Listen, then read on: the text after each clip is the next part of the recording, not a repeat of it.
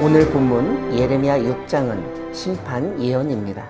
오늘 본문은 베냐민 자손에게 예루살렘 가운데로부터 피난하라는 말씀으로 시작합니다. 왜냐하면 예루살렘이 겪게 될 전쟁을 피해야 하기 때문입니다. 3절에서는 목자들이 양떼를 몰고 와서 주위에 자기 장막을 치고 각기 그 처소에서 먹인다고 알려줍니다. 이 목자들은 지금 전쟁을 지휘하고 있는 야전 사령관을 의미합니다. 4절과 5절에서는 군대 사령관이 언제 예루살렘을 칠 것인지 공격 시기를 놓고 저울질하는 모습을 보여줍니다. 낮에 공격하자고 하였다가 머뭇거리다가 저녁이 되었고 결국 밤중에 공격하려고 했습니다. 이러한 상황에서 하나님은 나무를 베어서 예루살렘을 향하여 목책을 만들라고 말씀하십니다. 이것은 하나님이 친히 예루살렘을 치러 온 적군의 장군이 되셔서 예루살렘을 공격하시는 것으로 보이기 위한 말씀입니다. 즉, 아무리 하나님의 백성이고 하나님의 도성이라고 하더라도 하나님에게 반역하고 배신하고 배반한 백성과 도성은 하나님이 직접 손보신다는 점을 보여줍니다. 하나님이 이렇게 예루살렘으로부터 돌이키신 이유는 예루살렘에는 포악만 있기 때문입니다. 7절을 보면 예루살렘에 폭력과 탈취가 끊이지 않고 질병과 살상이 계속되었습니다. 9절부터는 새로운 말씀이 전해집니다. 과실나무에서 거의 남김없이 과실을 따버리고 그 나무가 앙상하게 남듯 유다에 남아날 것이 아무것도 없다는 점을 보여줍니다.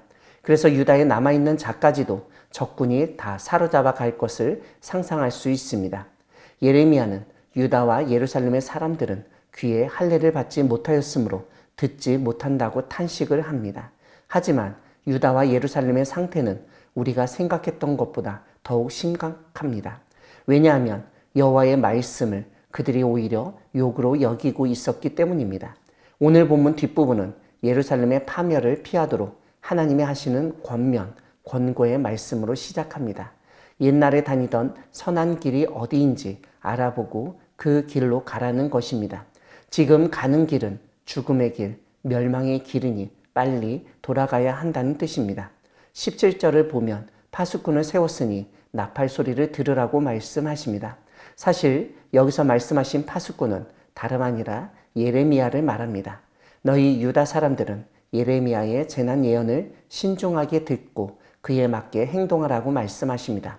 그런데 이때도 유다 사람들은 뭐라고 하였습니까? 우리는 듣지 않겠다고 합니다. 하나님의 말씀을 거절한 유다에게 하나님은 재앙을 내리실 수밖에 없었습니다. 그래서 예루살렘과 유다 주변의 민족과 나라들에게 선포하십니다. 그 땅이 황폐하게 되고 폐허가 될 것을 말씀하신 것입니다.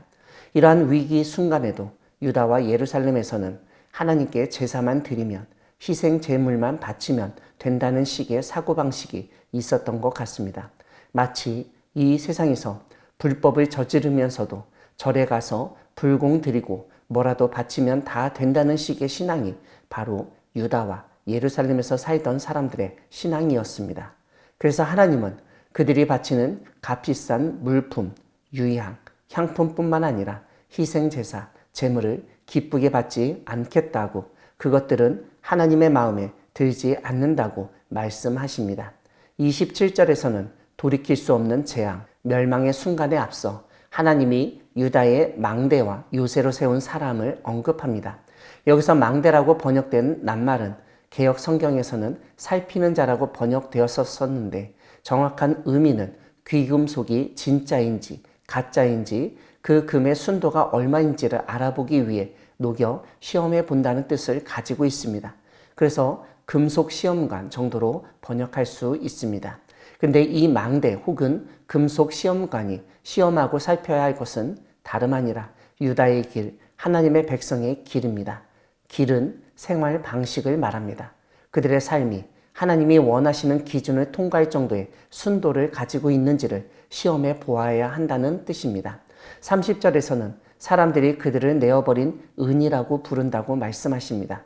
은은 귀금속이 분명하지만 뜨거운 풀무불에서도 불순물이 제거되지 않고 제대로 녹여지지 않는 은은 버릴 수밖에 없습니다. 왜냐하면 쓸모가 없기 때문입니다. 이렇게 쓸모없어 버려지는 은이 유다와 예루살렘의 운명임을 말씀하십니다. 사랑하는 광야교회 성도 여러분, 하나님은 마지막 순간까지 하나님의 백성이 잘못된 길에서 돌이키기를 바라시며 끊임없이 무엇인가를 하시는 분이십니다. 불순물이 섞여 있다면 풀무불, 용광로에 녹여서라도 순도 100%의 귀금속으로 다시 태어나게 하시려고 하는데 하나님을 믿지 않는 사람들은 그런 과정 자체를 싫어하고 거절합니다. 자기 고집에 사로잡힌 사람들은 결국 하나님이 계획하신 재난을 겪으면서도 깨닫지 못하고 결국 하나님에게까지도 버림받게 됩니다.